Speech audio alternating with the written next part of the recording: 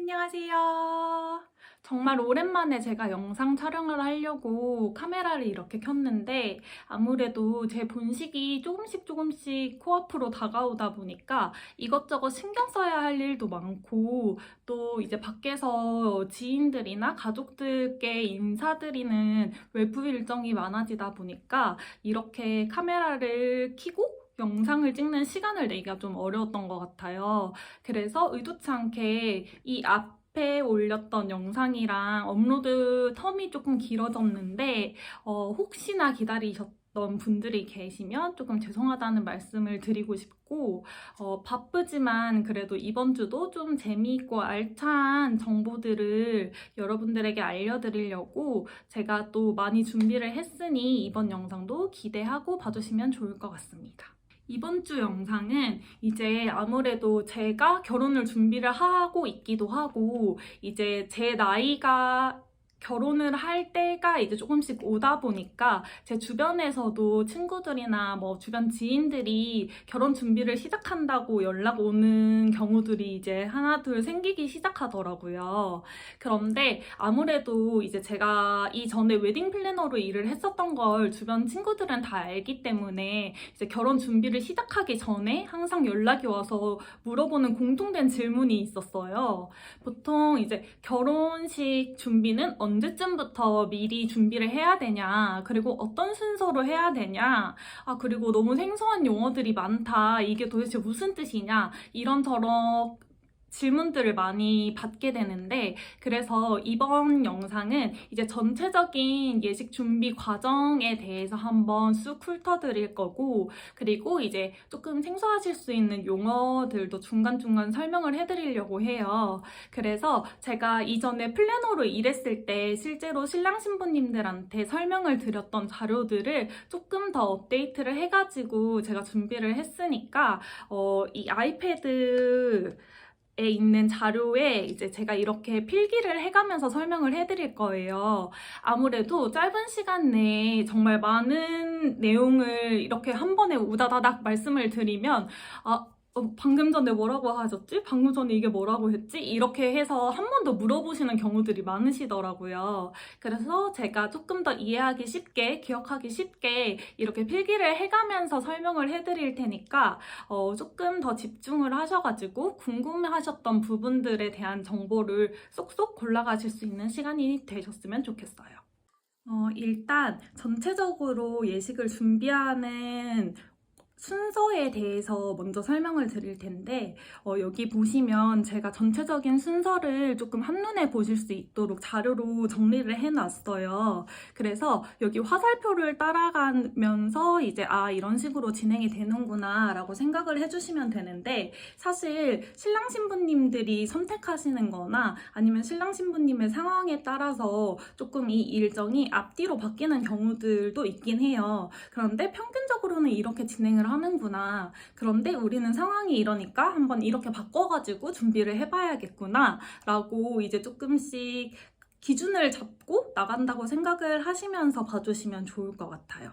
그래서 제가 이 순서에 대해서 하나하나 조금 자세히 설명을 드리자면 첫 번째는 제가 이렇게 웨딩 컨설팅이랑 플래너 결정하는 거, 그리고 두 번째는 웨딩홀이라고 이렇게 임의로 1번, 2번을 써놨는데 사실 요즘은 이거 두 가지 순서가 바뀌어도 크게 상관이 없는 것 같아요.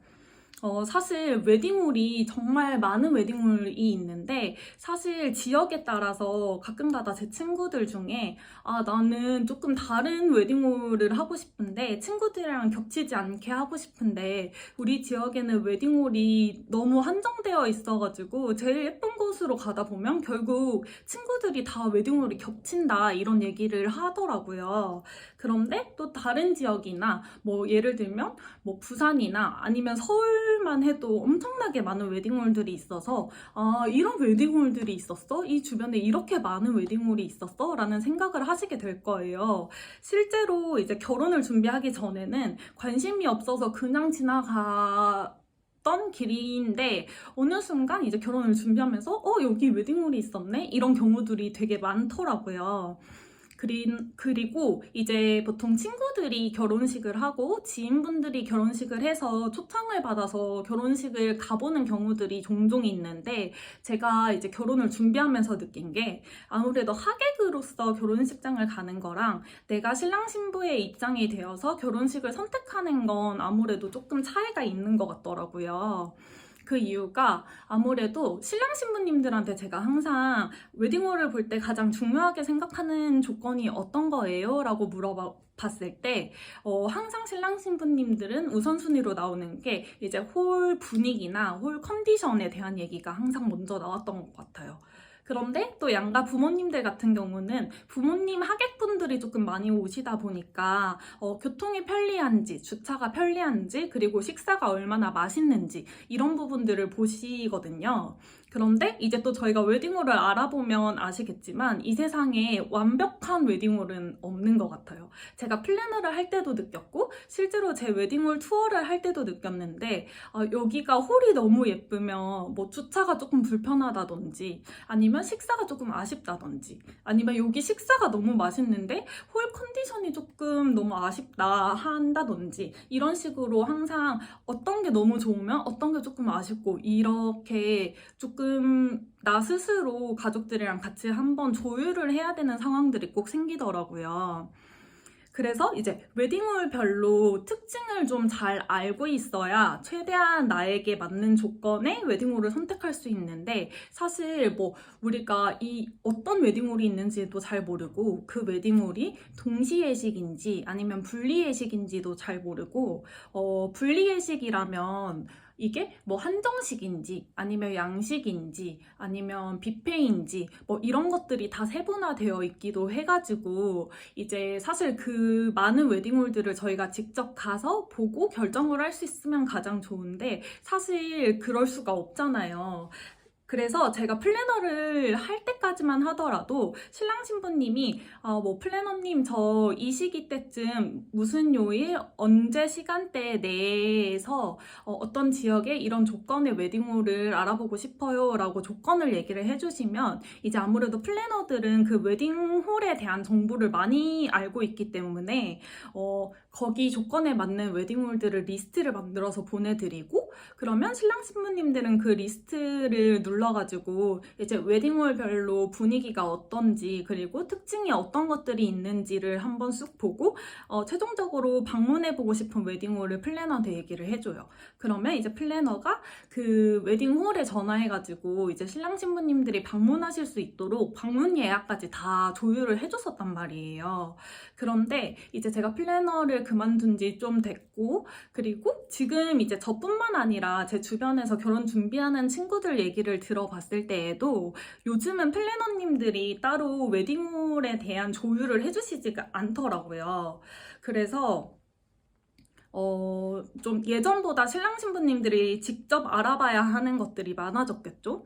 그래가지고 옛날에는 무조건 플래너를 먼저 만나고 웨딩홀에 대한 정보를 얻는 게 가장 좋아요 라고 말씀을 드렸었는데, 사실 요즘은 플래너님들의 성향에 따라서 다르기도 한데 어떤 플래너님은 저는 웨딩홀까지 다 계약이 된 신부님들만 상담을 해드리고 있어요 라고 얘기하시는 분들도 생각보다 꽤 많으시더라고요.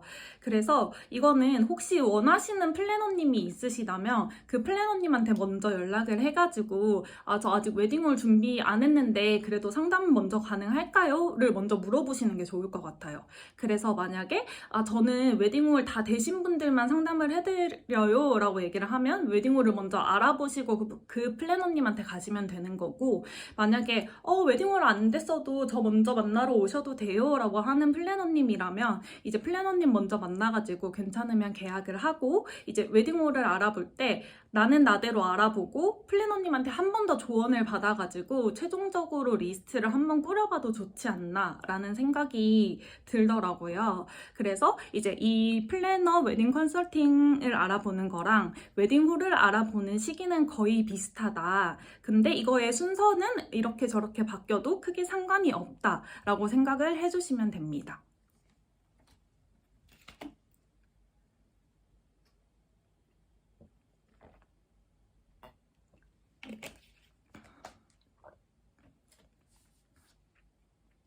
그러면 이 플래너를 결정하고 웨딩홀을 알아보는 걸 보통 언제쯤부터 시작을 해야 되냐?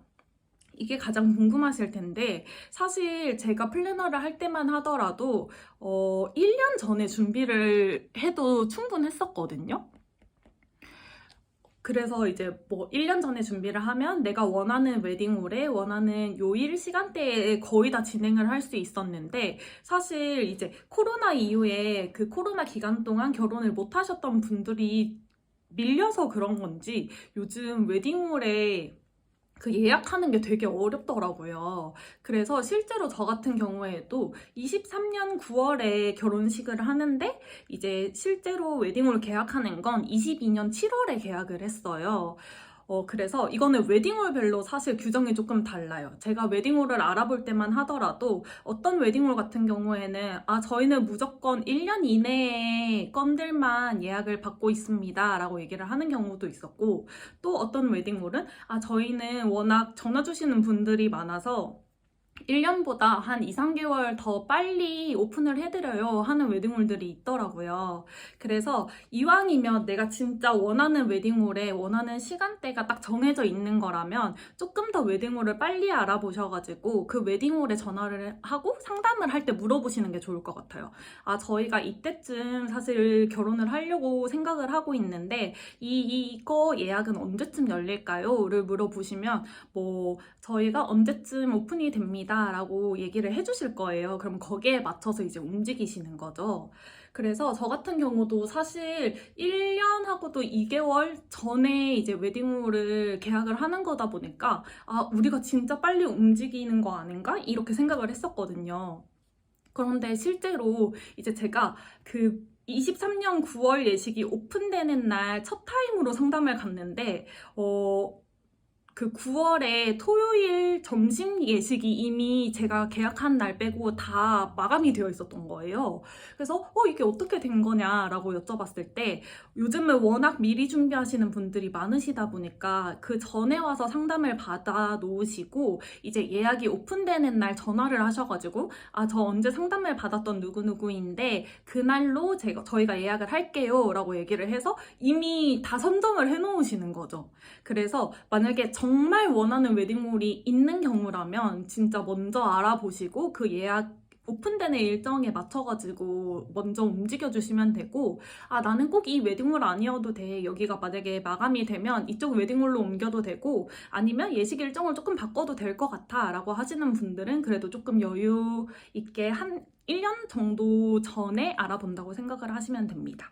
그래서 이제 서울을 기준으로 얘기를 드리면 제가 생각했을 때 웨딩홀이랑 이제 플래너를 알아보는 건 1년 한 2, 3개월 전에 알아본다라고 생각을 해주시면 좋을 것 같아요. 그리고 이제 웨딩홀을 확정을 했다는 얘기는 이제 우리가 예식을 할 시기랑 시간을 확정을 했다라고 얘기하는 거랑 똑같은 거잖아요. 그러다 보니까 이제 웨딩홀을 결정한 후에 이제 가장 신랑 신부님들이 먼저 하시는 게 허니문, 신혼여행을 준비하시는 거예요.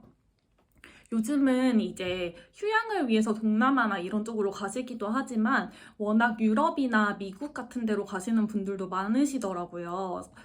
그런데 이제 그쪽으로 갈수록 사실 비행기 티켓 값의 가격이 높아지게 되는데 여러분들도 아마 들어보셨을 텐데 비행기 티켓이 뭐 10개월에서 적어도 1년 전에 예약할 때가 가장 저렴하다라는 얘기를 들어보셨을 거예요. 그래서 이때쯤 이제 신혼여행의 모든 일정을 세부적으로 다 짜진 않더라도 비행기 표랑 숙소 정도는 이제 이때 예약을 해야겠다라고 생각을 해주시면 좋을 것 같고 여기서 이제 팁을 하나 드리자면 보통 신혼여행을 갈 때 나는 이곳에 가는 게 로망이었어 라고 하는 분들도 있으신데 막상 나는 어디를 가야 될지 잘 모르겠다 라고 하시는 분들도 생각보다 많으시더라고요. 그럴 때는 이제 신랑 신부님이 신혼여행의 컨셉을 이제 휴양으로 갈 건지 아니면 관광으로 갈 건지 아니면 또 이거 두 개가 적절하게 믹스되어 있는 곳으로 갈 건지를 일단 의논을 해보시고 거기에 맞는 나라를 서치해가지고 조금씩 추려나가시는 걸 추천드립니다. 그래서 이제 허니문 같은 경우는 사실 플래너랑 같이 진행을 하는 건 아니다 보니까 신랑 신부님이 조금 시간 날 때마다 틈틈이 진행을 한다라고 생각을 해주시면 되고, 이제 저희가 결혼 준비한다고 했을 때 플래너랑 같이 하는 가장 기대하고 있는 게 스드메잖아요. 스드메가 바로 스튜디오, 드레스, 메이크업 이렇게 세 가지를 줄여서 얘기를 하는 건데, 이제 오늘 설명드리는 거에 가장 많은 비중을 차지하고 있는 게 아무래도 스드메가 될 것 같아요. 그래서 일단 플래너를 결정을 하게 되면 이제 스튜디오랑 드레스랑 메이크업 샵을 선택할 수 있도록 이제 플래너님이 도움을 주실 거예요. 그래서 가장 먼저 하는 게 이제 드레스 투어를 예약을 하는 거예요.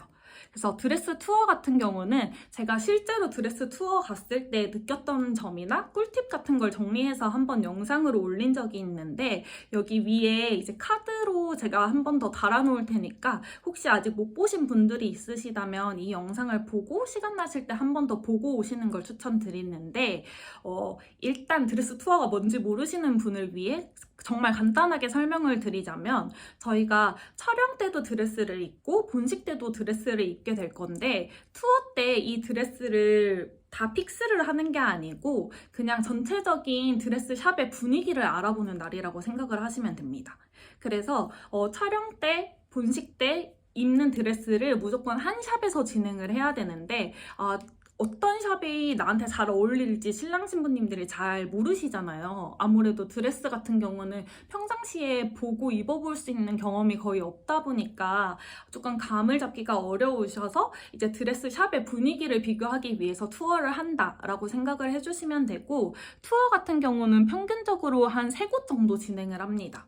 근데 이제 이거는 신랑 신부님의 성향에 따라서 2곳만 진행하기도 하고, 아니면 4곳을 진행하기도 하고, 아니면 드레스 투어 없이 그냥 바로 촬영 가봉으로 가기도 하니까 이거는 신랑 신부님의 상황에 맞춰서 조율을 할 수 있다라고 생각을 해주시면 될 것 같고, 이제 촬영 가봉 같은 경우는 웨딩 촬영할 때 입을 드레스를 고르는 날이다라고 생각을 해주시면 되는데, 저희가 투어를 한 이후에 샵을 픽스를 하고 나서 이제 그 샵에서 촬영 드레스를 고르는 날짜를 정하는 거거든요. 그래서 촬영 가봉은 이제 1시간 동안 드레스 6벌을 입어보고 그 중에서 3벌을 선택하게 됩니다. 그래서 이거는 촬영하기 한 달 전에 촬영 가봉을 간다라고 생각을 해주시면 되고, 촬영하기 한 달 전에 촬영 가봉을 간다라고 생각을 해주시면 됩니다. 그리고 웨딩 촬영하기 전에도 준비해야 되는 게 있는데, 여기 적혀있는 한복이랑 예복이랑 커플링 이렇게 3가지가 있어요. 그런데 한복 같은 경우는 예전에는 패백을 진행하시는 분들이 많기도 했고, 그러다 보니까 이제 촬영할 때 꼭 한복을 나는 꼭 찍고 싶어 하시는 분들도 많으셔가지고 한복을 거의 많이 진행을 하셨던 것 같은데, 사실 요즘은 저뿐만 아니라 이제 주변 친구들을 봤을 때 나는 굳이 한복을 하지 않아도 될 것 같아 라고 하셔서 한복을 조금 생략하시는 경우도 있으시더라고요. 그래서 이거는 선택에 따라서 이제 한복을 만약에 나는 꼭 사진을 찍고 싶어 하시는 분들 같은 경우에는 촬영하기 전에 알아본다 라고 생각을 하시면 되고, 만약에 촬영 때도 한복을 입고 싶고 패백을 진행을 한다 라고 얘기를 하시는 경우에는 사실 한복을 두 번 빌리는 거나 하나 맞추는 거랑 했을 때 거의 금액대가 비슷하기 때문에 보통은 다 맞춤으로 진행을 하시거든요. 그런데 만약에 뭐 촬영 때 한 번만 입을 거야, 아니면 나는 촬영 때는 안 하고 패백 때만 입으면 돼 라고 해서 딱 한 번만 빌려도 되는 경우라고 하신다면 이제 굳이 맞춤이 아닌 대여를 하시면 되고, 나는 그래도 촬영 때도 입고 패백도 해야 돼, 그래서 난 2번 정도는 무조건 빌릴 것 같아 라고 하시는 분들은 맞춤을 조금 고려를 하셔야 되고, 맞춤은 시간이 조금 걸리기 때문에 적어도 촬영하기 한 달에서 2달 전에 이제 알아봐야 된다라고 생각을 해주시면 됩니다. 그리고 여기 나와 있는 예복 같은 경우는 이제 신부님은 촬영이랑 본식날 드레스를 입으시고 신랑님은 이제 예복을 입게 되는데, 이 많고 많은 일정 중에 신랑님만을 위한 일정은 이 예복이 처음이자 마지막이다 라고 항상 설명을 드렸었는데, 예전에는 드레스 샵에서도 이제 신랑님의 예복을 대여를 해주는 경우들도 있었어요. 그런데 요즘은 워낙 신랑님의 좀 체형이나 체격이 다양하고, 그리고 요즘은 워낙 옷을 잘 입고 그런 패션에 관심이 많아지다 보니까 드레스 샵에서 대여해주는 건 사실 이런 길이 정도만 조율해주는 거다 보니까 핏이 마음에 안 든다. 그래서 나는 따로 하겠다 하는 분들이 요즘은 더 많아지셔가지고 서울 같은 경우에는 이제 예복을 같이 대여해주는 드레스샵이 몇 개 없는 걸로 알고 있어요. 그리고 실제로 이제 보통 진행하실 때 신랑님들이 예복 같은 경우는 다 맞춤으로 진행을 하시던지 아니면 그 기성 제품의 그 수트를 구매를 해서 입는다라고 생각을 해주시면 됩니다. 그래서 이 예복 같은 경우는 사실 저는 이번에 알아보니까 기성 그 수트 같은 경우도 조금 괜찮은 거 사려고 하니까 맞춤이랑 그렇게 가격 차이가 많이 안 나더라고요. 그래서 이왕이면 또 언제 이런 기회가 있을지 모르잖아요. 그래서 신랑님들 체형에 맞춰서 셔츠부터 시작해가지고 다 맞춤으로 제작을 하면 실제로 입었을 때 그 피팅감이나 그런 게 엄청 편하다고 하시긴 하더라고요. 그래서 실제로 제가 플래너로 그 활동을 했을 때 신랑님이 저 예복 안 하려고 했었는데 플래너님이 얘기하셔가지고 맞췄는데 저는 이 모든 과정 중에 예복이 제일 마음에 들어요 라고 하셨던 분들도 실제로 진짜 있었어요. 그래서 이제 예복 같은 경우는 일반 정장이랑 여기 카라 부분이 조금 다르거든요. 여기가 조금 반짝반짝한 약간 소재감이 다른 그런 게 들어가는데 이거는 촬영날 입고 본식날 입고 이제 그 예복샵에 가져다 주시면 이 부분은 평상시에 입을 수 있도록 일반 정장으로 다시 무료로 리폼을 해주시기 때문에 이제 그 예복을 앞으로 친구들 결혼식이나 아니면 가족들 행사나 좀 중요한 자리 때마다 이제 계속 교복처럼 입고 다닐 옷이다라고 생각을 해주시면 됩니다.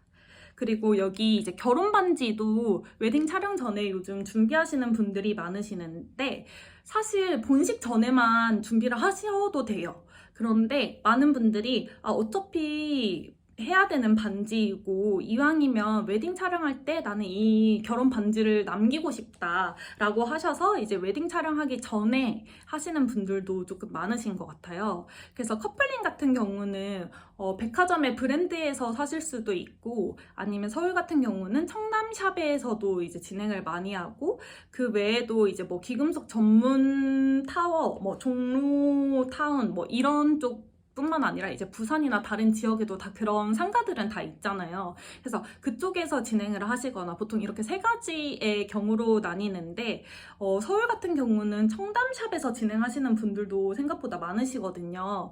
그런데 이제 청담샵에서 만약에 결혼 반지를 하시면 촬영하기 전에 하시면 그 청담샵에서 티아라랑 목걸이나 귀걸이나 이런 액세서리를 무료로 대여를 해드려요. 사실 뭐 액세서리 같은 경우도 헬퍼 이모님이 많이 가져오시기도 하고 뭐 간혹 가다가 스튜디오에 비치되어 있는 액세서리 같은 경우도 있는데 사실 청담샵은 예물을 전문으로 하는 샵이다 보니까 조금 퀄리티의 차이가 있을 수도 있거든요. 그래서 나는 그래도 조금 퀄리티 높여가지고 이왕이면 혜택을 다 받고 진행을 하고 싶어 하시는 분들 같은 경우에는 이제 웨딩 촬영 전에 결혼 반지까지 다 먼저 준비를 한다라고 생각을 해주시면 되고 만약에 나는 그런 거 필요 없고 그냥 본식 전에만 하고 싶어 라고 하시면 이 일정은 뒤로 조정을 해서 진행을 하시면 됩니다. 그리고 그 다음이 이제 웨딩 촬영인데 사실 첫 번째 가장 중요한 빅 이벤트라고 할 수 있죠. 그래서 웨딩 촬영 같은 경우는 여기 적혀 있는 것처럼 최소 예식 3개월 전에 진행을 한다라고 생각을 해주시면 됩니다. 그 이유가 이제 우리가 가서 촬영을 하고 원본 수령하는 데까지 시간이 좀 걸리고 원본 수령을 하면 이제 사진을 골라야 되고 셀렉한 이후에 이제 나에게 맞는 수정본이 나올 때까지 조금 왔다 갔다 하는 시간도 있기 때문에 그 수정본이 픽스가 되고 난 이후에 이제 뭐 포토 테이블로 쓸 수 있는 그런 액자나 아니면 앨범을 만드는 시간이 대략적으로 3개월 정도 걸린다라고 생각을 해주시면 됩니다. 그런데 만약에 나는 조금 일정이 타이트하다 하시는 분들 같은 경우에는 뭐 앨범은 예식한 이후에 받아도 되니까 그냥 조금 선수정만 해가지고 사진을 조금 미리 받아가지고 진행을 하고 싶어요 하시는 분들도 있는데, 사실 전체적으로 제가 한번 말씀을 드리고 싶은 게, 이제 결혼 준비를 사실 1년 전에 준비를 해도 가능하고, 간혹 가다가 나는 3개월 만에 결혼 준비 다 했어 하시는 분들도 보셨을 거예요. 그런데 제 경험상 3개월 만에도 진행 가능하고 6개월 만에도 진행 가능하고 1년 만에도 진행이 가능한데, 왜 사람들이 먼저 움직이냐에 대한 이유를 생각해 봤는데, 먼저 움직이면 먼저 움직일수록 내가 원하는 업체랑 내가 원하는 요일 시간대에 진행을 할 수 있다는 게 가장 큰 것 같아요. 그래서 사실 급하게 준비하시는 경우는 내가 원하는 스튜디오에 자리가 없어가지고 이 스튜디오에서 못하고 이제 다른 가능한 스케줄이 있는 스튜디오로 가는 경우들이 조금 많거든요. 그래서 이거는 되도록 내가 원하는 걸 하기 위해서 조금 먼저 움직여야겠다. 그리고 예식하기 3개월 전에 촬영은 하지만 예약은 또 한참 전에 해야 되는 거기 때문에 그냥 이때쯤 이런 걸 해야 되는구나 라고 생각 정도 해주시면 좋을 것 같아요.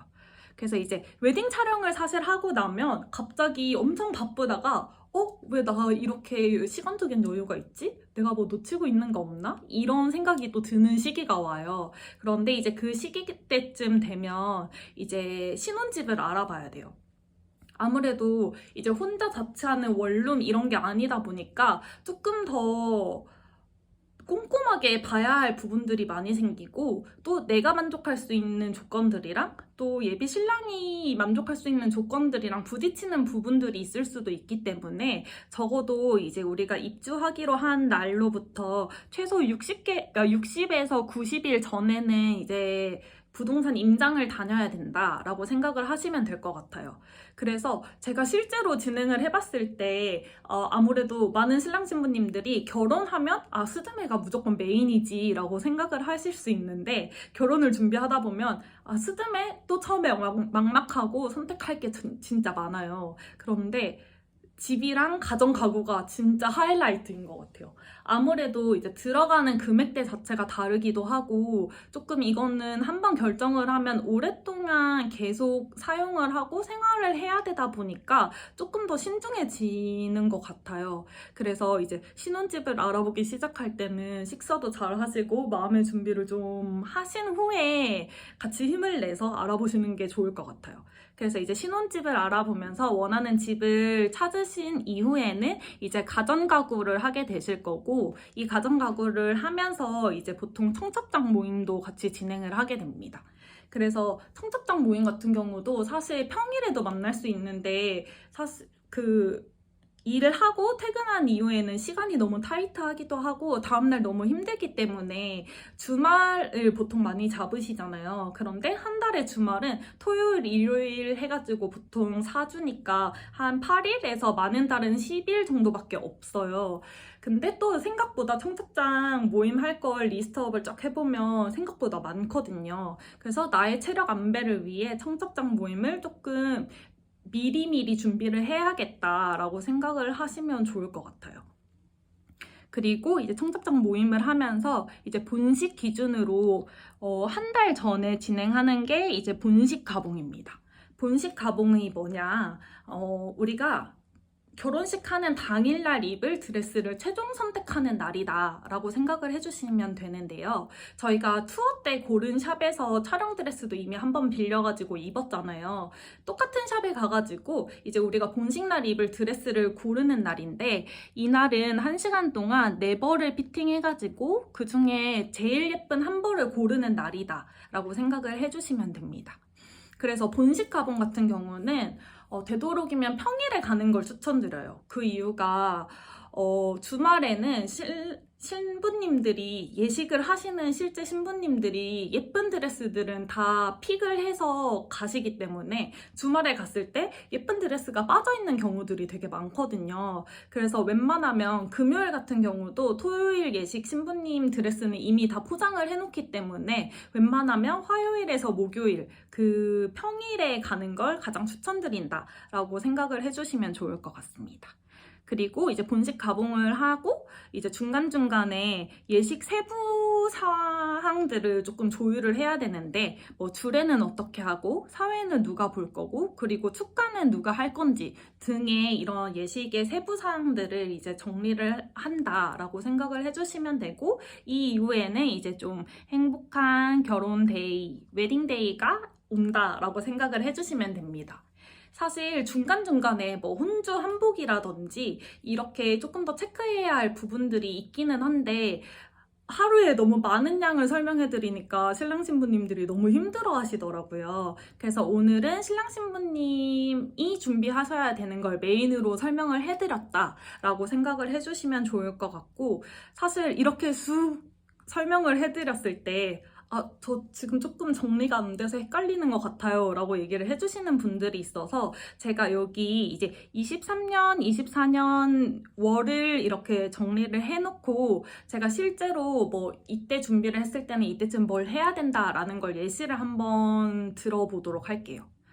보통 이제 결혼식을 가장 많이 선호하는 게 뭐 3, 4, 5월 아니면 9월, 10월, 11월인 것 같아요. 그런데 적어도 1년 전에 준비해야 된다라고 말씀을 드렸으니까 그러면 24년 10월에 예식을 하실 분들을 기준으로 제가 일단 설명을 드려볼게요. 만약에 뭐 9월이나 11월에 하시는 분들 같은 경우는 제가 설명드리는 일정을 앞뒤로 이렇게 조금씩 조율을 하면서 진행을 한다라고 이해를 해주시면 좋을 것 같아요. 일단 24년 10월에 예식을 하실 분들 같은 경우는 플래너를 결정하고 웨딩홀을 알아보는 시기는 1년 2개월에서 3개월 전이라고 했으니까 한 8월에서 10월 정도에 이제 플래너를 만나고 웨딩홀도 알아본다 라고 생각을 해주시면 좋을 것 같아요.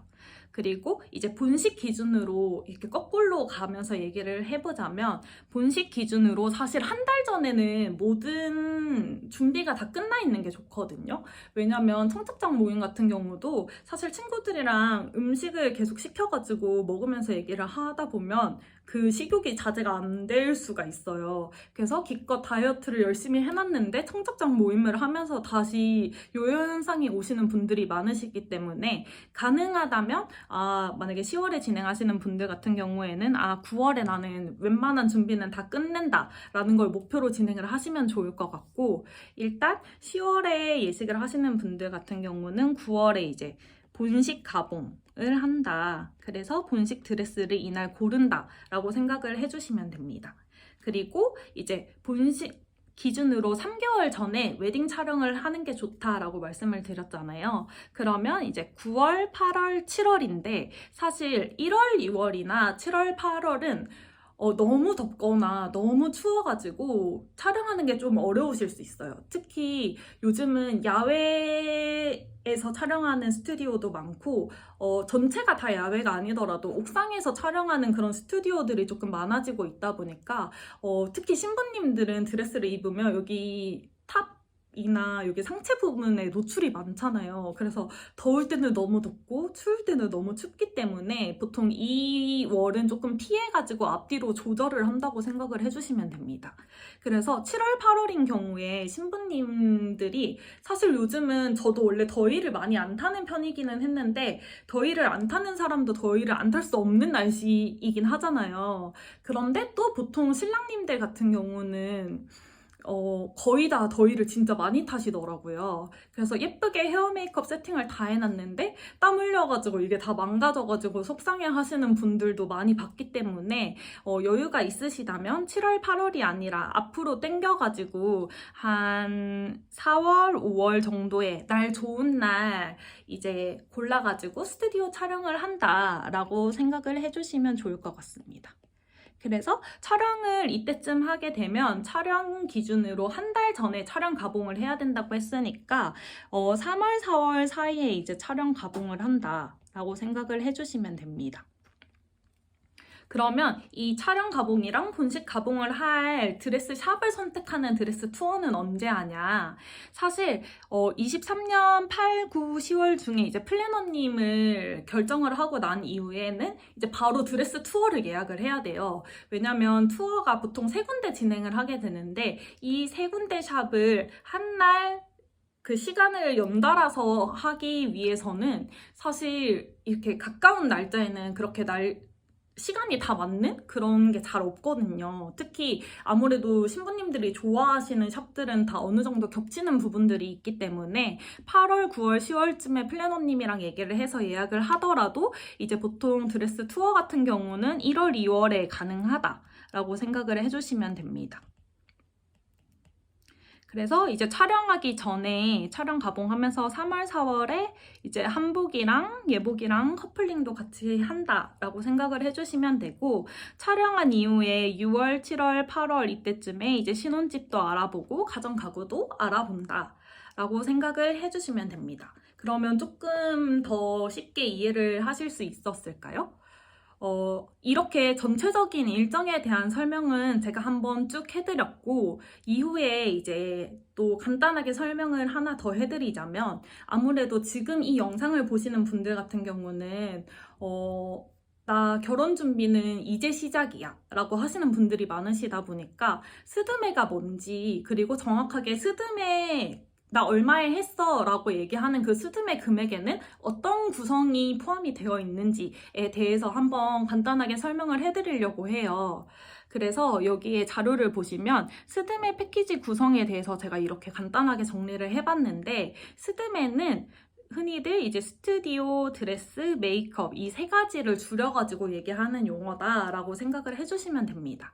그리고 이제 결혼을 준비할 때 중요한 날이 2날이 있거든요. 그게 아까 처음 말씀드렸던 게 이제 촬영하는 날, 스튜디오 촬영하는 날이 첫 번째 이벤트 날이고, 2번째 날이 이제 메인인 본식 날, 이제 결혼식을 실제 진행하는 날이다 라고 생각을 해주시면 됩니다.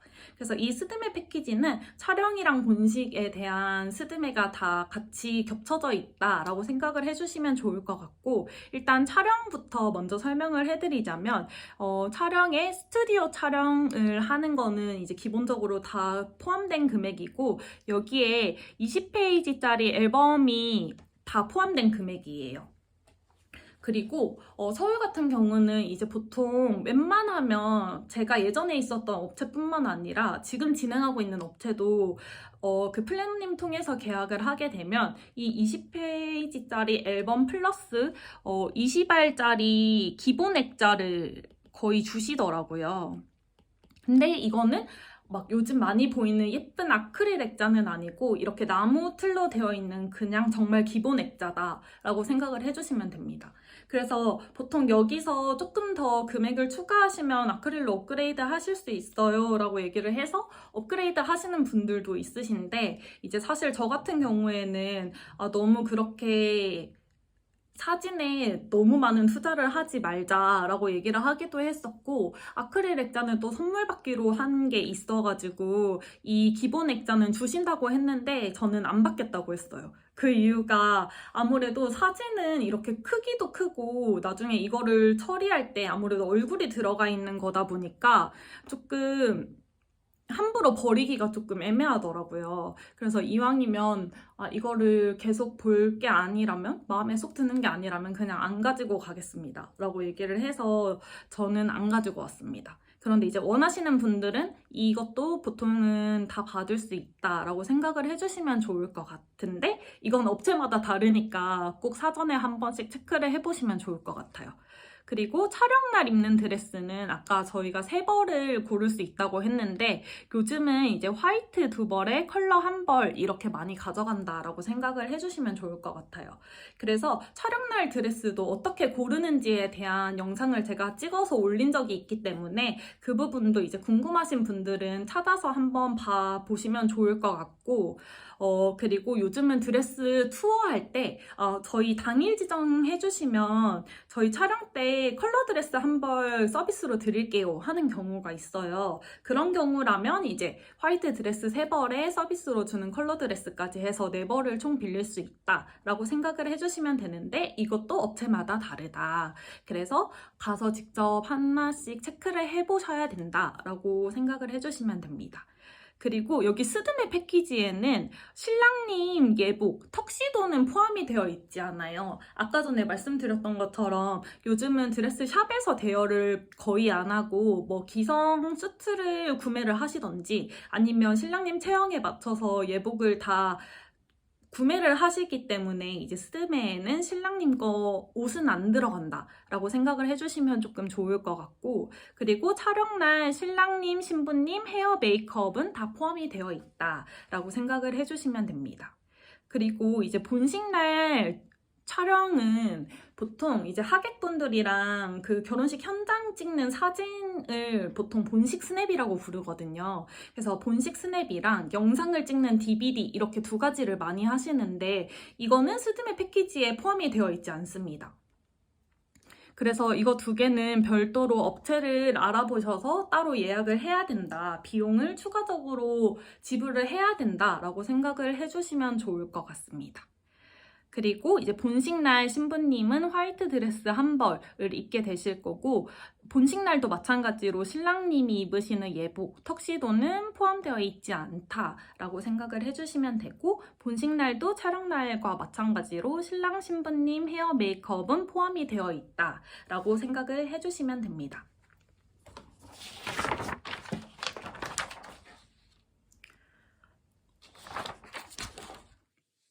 그리고 이제 추가적으로 결혼식을 준비하다 보면 무슨 계속 다 추가가 돼. 왜 이렇게 추가되는 비용이 많아? 라는 얘기를 많이 들으실 거예요. 그게 보통 신랑 신부님들이 결혼을 먼저 시작할 때, 준비를 시작할 때 주변에 너 스드메 얼마 예산 잡았어? 라는 걸 물어보시면 친구가 어느 정도의 금액대를 얘기해 줄 수가 있잖아요. 그런데 그 금액에는 지금 말씀드리는 필수 추가 비용은 아예 포함이 하나도 안 돼 있는 금액이다 라고 생각을 해주시면 됩니다. 그래서 그 예산을 물어보실 때 그거 필수 추가 비용 다 포함된 거야? 라는 걸 한번 더 확인을 해보시면 너 그래도 좀 어느 정도 아는구나 라는 걸 친구도 알 수 있겠죠? 그래서 이제 필수로 추가되는 그 비용을 미리 알아야 그 앞에 있는 스드메 예산을 조금 더 조율하실 수가 있으니까 필수 추가되는 비용도 한번 간단하게 설명을 해드려 볼게요. 일단 스튜디오에서 발생되는 필수 추가 비용은 이제 원본이랑 보정본 구매하는 비용이 필수 추가가 됩니다. 필수 추가는 제가 이렇게 별표를 쳐놓을게요. 이게 뭐냐면 이제 저희가 촬영날 작가님이 저희 사진을 보통 한 1000장에서 많으면 한 3000장 정도 엄청 많은 사진을 찍어주세요. 그런데 이 사진에 대한 권리가 이제 그래도 작가님한테 있어서 원본을 신랑 신부님이 다 구매를 무조건 해야 된대요. 그래서 제가 플래너할 때 원본 구매를 안 하면 어떻게 되나요? 라고 얘기를 한 적이 있는데, 원본 구매를 안 하면 아예 진행이 불가한 업체들이 좀 많았고, 아니면 진짜 원본을 너무 하기 싫으시면 앨범에 들어가는 사진을 신랑 신부님이 못 고르신다는 거예요. 사실 그렇게 했을 때 내가 만족할 수 있는 확률이 갑자기 훅 떨어지는 거다 보니까 거의 원본은 필수로 추가를 해야 된다라고 생각을 해주시면 되고, 제가 플래너를 할 때까지만 하더라도 이제 보정본은 선택사항이었는데 요즘은 보정본까지 묶어가지고 필수가 됐더라고요. 그 이유가 이제 사설업체에다가 보정을 맡기면서 그 스튜디오가 가지고 있는 스튜디오만의 색감이 조금 많이 훼손이 되면서 업체 간에 싸움이 좀 자주 발생을 했었나 봐요. 그래서 스튜디오에서 이 스튜디오의 색깔을 지키기 위해서 요즘은 원본이랑 보정본을 묶어가지고 필수 구매를 할 수 있게 해놨다라고 생각을 해주시면 좋을 것 같고, 이거는 비용이 이제 업체마다 좀 다를 수 있지만 평균적으로는 한 44만 원 정도 발생이 된다라고 생각을 해주시고, 이거는 촬영하고 촬영 당일날 이제 마무리하면서 작가님이 안내를 해주시면 현장에서 결제를 하는 금액이 라고 생각을 해주시면 됩니다. 그리고 그 후에 이거는 필수는 아닌데 필수일 것 같은 사항이 또 하나가 있는데 그게 바로 이제 선수정본이에요. 이게 뭐냐면 사실 한국은 빨리빨리의 민족이잖아요. 그래서 우리가 셀렉을 하고 나서 그 수정되는 게 보통은 한 2개월에서 3개월 정도 있다가 나오는데 보통은 일정을 좀 타이트하게 진행을 하거나 아니면 최대한 살을 뺀 이후에 촬영을 하려고 촬영을 최대한 뒤로 미루다 보니까 일정이 좀 타이트하게 진행하시는 분들이 있으시거든요. 그리고 또 나의 예쁜 사진을 빨리 보고 싶은 마음에 이제 선수정본에 대한 비용을 추가를 하고 구매를 하면 보통은 한 2주? 빠르면 일주일 안에 수정된 수정본을 받아볼 수가 있더라고요. 그래서 이 비용은 22만 원이 추가가 되는데 스튜디오의 얘기를 들어보니까 요즘 거의 10분 중에 8분은 다 진행을 하신다고 하더라고요. 그래서 이거는 원본이랑 보정본처럼 무조건 추가해야 되는 필수 추가 비용은 아니지만 필수인 것 같은 필수가 아닌 추가 비용이다 라고 생각을 해주시면 좋을 것 같습니다. 그리고 이제 드레스에서 발생할 수 있는 필수 추가 비용은 이제 투어비가 있는데요. 촬영이랑 본식 드레스를 고르기 전에 샵을 고르기 위해서 이제 드레스 샵 한 3군데 정도를 평균적으로 돌아보고 투어를 하는데 그 투어할 때 아무래도 이 샵을 하겠다고 하고 옷을 입어보는 게 아니기 때문에 그 샵별로 투어 비용을 다 받게 되어 있어요. 그래서 이것도 평균적으로 샵당 5만 원 정도 발생이 된다라고 생각을 해주시면 되고 그래서 투어를 만약에 3군데를 하시게 되면 15만 원이 될 거고 만약에 2곳만 하시면 10만 원이 될 거고 이런 식으로 내가 몇 군데를 하냐에 따라서 이거는 비용이 추가가 된다라고 생각을 하시면 됩니다. 그래서 이것도 완전 필수 추가 비용이고 이거 외에는 이제 헬퍼 이모님 비용이 있는데 헬퍼 이모님은 드레스 샵에서 나오는 이모님이에요. 아무래도 이제 드레스를 신부님이 혼자서 입고 벗고 하기도 힘들고 드레스를 입은 상태에서 움직이기가 힘들기 때문에 이제 헬퍼 이모님이 나오셔서 그런 부분들을 도와주고 드레스가 좀 깨끗하게 관리될 수 있도록 옆에서 도와주시는 이모님이 나오시거든요. 근데 헬퍼 이모님이 필요한 날은 이제 촬영날 한 번, 본식날 한 번, 이렇게 헬퍼 이모님이 필요하다라고 생각을 해주시면 되고 이것도 선택할 수 없는 무조건 필수로 지불해야 되는 필수 추가 비용입니다. 그래서 이것도 업체마다 조금씩 다른데 이모님이 하루 나오실 때마다 보통 현금으로 20만 원에서 25만 원 정도 발생이 됩니다. 이거는 샵별로 금액이 조금 차이가 있기 때문에 드레스 투어를 하고 샵을 픽스하기 전에 혹시 헬퍼 이모님 비용은 어떻게 되나요? 라는 걸 먼저 한 번 더 확인하고 선택을 하시는 게 좋을 것 같아요. 그래서 촬영 때 한 번, 본식 때 한 번이기 때문에 만약에 20만 원인 것 같은 경우에는 헬퍼 이모님 비용이 총 40만 원이 발생이 될 거고 만약에 25만 원이라면 2번 해가지고 50만 원이 발생이 된다라고 생각을 해주시면 됩니다. 그런데 만약에 뭐 스튜디오가 멀거나 아니면 촬영 시간이 길어진거나 이렇게 했을 때는 더 추가 비용이 발생되고 본식날 같은 경우에도 이제 보통 헬퍼 이모님에 소속되어 있는 드레스샵이 청담이잖아요. 근데 청담에서 거리가 멀리 떨어져 있는 지역에서 웨딩을 하게 되시는 경우라면 이제 이것도 출장비가 조금 더 추가될 수 있다라는 걸 생각해 주시면 좋을 것 같아요. 그리고 메이크업 같은 경우는 이제 뭐 크게 필수로 추가되는 비용은 잘 없어요. 뭐 헤어 커트나 염색 같은 경우는 이제 그 당일날 정신없어서 그걸 하고 있을 시간이 없기 때문에 미리 다 준비를 하시는 게 좋은데 이제 메이크업에서 발생할 수 있는 추가 비용은 얼리 스타트 비용이에요. 얼리 스타트 비용이 뭐냐면 보통 샵이 영업을 시작하는 시간이 평균적으로 한 7시부터 진행을 하거든요. 그런데 만약에 서울에서 진행하시는 분들 같은 경우에는 크게 문제가 없는데 요즘 이제 서울에서 스드메를 하는데 뭐 인천이나 수원 쪽에서 결혼식을 하시는 분들도 많으시거든요. 아니면 뭐 분당이나 이런 쪽으로 가시는 분들도 있으신데 만약에 그분이 11시, 완전 첫 타임에 결혼식을 한다고 가정을 했을 때, 11시 예식이면 보통 신부님이 10시에는 그 홀에 도착을 해야 돼요. 그러면 도착을 해가지고 홀에서 사진도 좀 찍고, 그리고 한 30분 전부터는 이제 하객분들이랑 인사도 하고 그런 시간을 가져야 하기 때문에 11시에 도착을 해야 되고, 그리고 만약에 이제 샵에서 보통 서울 내에 있는 웨딩홀 같은 경우는 좀 여유 있게 30분에서 1시간 정도 잡고 움직이면 되는데, 뭐 인천이나 수원이나 분당 같은 경우는 1시간 반 정도는 잡아야 되더라고요. 아무래도 주말은 조금 더 교통이 막힐 수도 있기 때문에 늦으면 큰일 나니까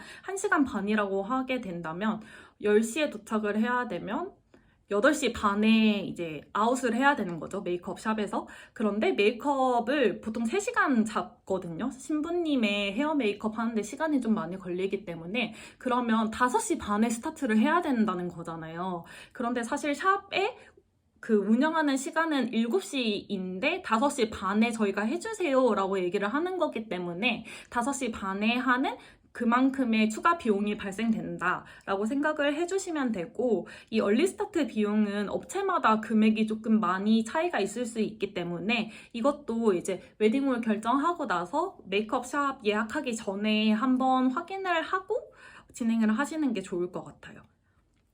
그래서 이런 부분들이 이제 발생할 수 있다라는 걸 참고해 주시면 좋을 것 같고, 마지막으로 하나만 더 설명을 드리자면, 본식날 이제 본식 스냅이랑 DVD는 별도로 진행을 해야 된다라고 말씀을 드렸는데, 사실 본식 스냅 같은 경우는 거의 다 필수로 진행하시죠? 왜냐면 하객의 그 원판 사진을 꼭 찍어야 되잖아요. 예식 끝나고 나서 하객분들 나와서 신랑 신부님이랑 다 같이 찍는 사진을 원판이라고 얘기를 하거든요. 근데 그 사진을 무조건 찍어야 하기 때문에 본식 스냅은 거의 다 그냥 100% 진행을 한다라고 생각을 해주시면 되고, 이거는 평균적으로 많이 진행하시는 업체의 금액대가 100만 원에서 한 150만 원 정도 되는 것 같아요. 그런데 이제 여기서 나는 작가를 2명을 부르고 싶어 라고 하던지, 아니면 나는 조금 수석실장이나 대표님급으로 조금 업그레이드해서 부르고 싶어 하시는 분들 같은 경우에는 여기서 더 금액이 올라간다 라고 생각을 하시면 되고, 이제 평균적으로는 이 금액대에서 진행이 되지만 조금 더 저렴하게 나올 수도 있고 조금 더 금액이 더 나올 수도 있다 라고 생각을 하시면 됩니다. 그리고 DVD 같은 경우는 제가 플래너 했을 때부터 사람들의 의견이 조금 많이 나뉘었던 것 같아요. 그 이유가 사실 신부님들 같은 경우는 이제 계속 신부 대기실에 앉아가지고 예식 시작하기 전에 하객분들을 맞으시잖아요. 그런데 신부 대기실에 앉아있는 동안 신랑님이랑 그리고 양가 부모님들이 어떤 일들이 있었고 어떤 표정을 짓고 있었고 이날의 분위기가 어땠는지를 신부님은 다 하나하나 볼 수가 없는데, 이제 DVD를 보면 아 그때 그랬구나, 아 이때 이런 일이 있었구나 라는 걸 알 수 있어서 좋다라고 얘기하시는 분들도 있으시더라고요. 그리고 또 우리 부모님의 모습을 어쨌든 한번 남겨놓을 수 있어서 좋다라고 얘기를 하셔서 DVD를 진행하시는 분들도 있는데, 저도 마지막까지 엄청 고민을 많이 했었는데 저는 최종적으로 DVD는 안 하기로 했거든요. 그 이유가 제가 주변에 결혼한 친구들, 언니들한테 DVD 했어? 했으면 DVD 얼마나 자주 봐? 라는 걸 물어봤는데, 사실 스튜디오 촬영한 앨범도 자주 보진 않잖아요. 그런데 DVD는 더 안 본대요. 그래서 DVD 완성본이 업체에서 넘어온 날 그거 최종적으로 한번 보고, 그 이후에 많이 보면 한 번 정도 보고 거의 안 봤다고 하더라고요. 그런데 이제 사실 DVD는 그 업체의 금액대가 조금 더 큰 것 같아요. 그래서 정말 저렴하게 진행하면 50만 원대에서도 고를 수 있고 50만 원에서부터 보통 100만 원 내에서 진행을 많이 하시는데, 사실 제가 생각할 때 50만 원 정도의 업체는 엄청나게 그 퀄리티를 기대하고 진행을 한다기보다는 아 나는 이 영상을 남기는 데 의의를 두겠어 하시는 분들이 좀 진행을 많이 하시는 것 같더라고요.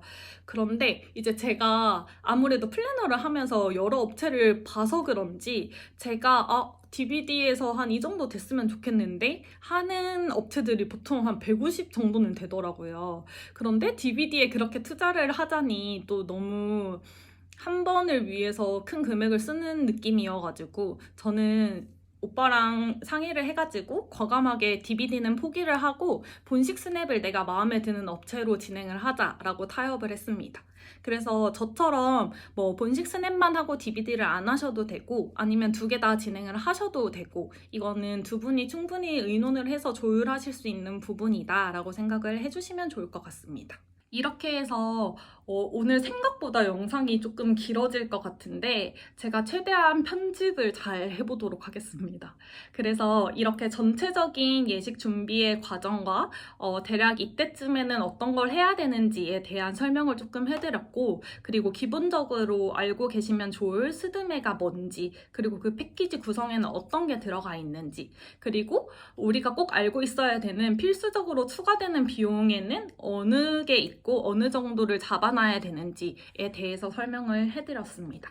그래서 오늘 제가 아무래도 짧은 시간에 많은 걸 설명해드리고 싶어서 조금 빠르게 많은 양을 전달을 드리다 보니까 조금 이 부분에 대해서 이해가 안 된다 아니면 조금 더 알고 싶다 하시는 부분이 있으시다면 댓글로 남겨주시면 제가 최대한 빠르게 댓글로 답변을 남기도록 하겠습니다. 그러면 오늘 영상도 끝까지 봐주셔서 너무 감사하고 저는 또 더 유용한 재미있는 영상을 준비해서 들고 오도록 하겠습니다. 그러면 다음 영상에서 만나요. 안녕! 그리고 추가적으로 제가 요청드리고 싶은 게 있는데, 제가 이전에 웨딩 관련된 콘텐츠를 올렸을 때 특히 드레스 투어 영상에는 많은 분들이 질문을 그래도 꽤 많이 남겨주시더라고요. 그래서 제가 댓글로 하나하나 조금 신경 써서 답변을 드리고 있는데 그래도 주변에 친구들 같은 경우에도 항상 공통적으로 물어보는 질문들도 있고 해가지고 이제 전체적인 일정을 설명해드렸으니까 또 시간 될 때 그 결혼 준비하시는 분들의 질문을 받아가지고 Q&A를 한번 찍어볼까 하거든요. 그래서 사실 제가 뭐 인스타에 팔로워 분들이 많은 것도 아니고 커뮤니티로 남겨주세요라고 하기에도 많은 분들이 보실 것 같진 않아가지고 제가 이렇게 영상에다가도 한번 말씀을 드립니다. 그래서 혹시 궁금한 부분, 오늘 설명드렸던 내용 외에도 궁금한 부분이 있으시면 댓글로 남겨주시면 제가 Q&A로 정리를 완벽하게 해가지고 들고 올 수 있으니까 궁금한 것들은 고민하지 말고 댓글로 많이 많이 남겨주시길 바래요. 그러면 진짜 다음 영상에서 만나요. 안녕!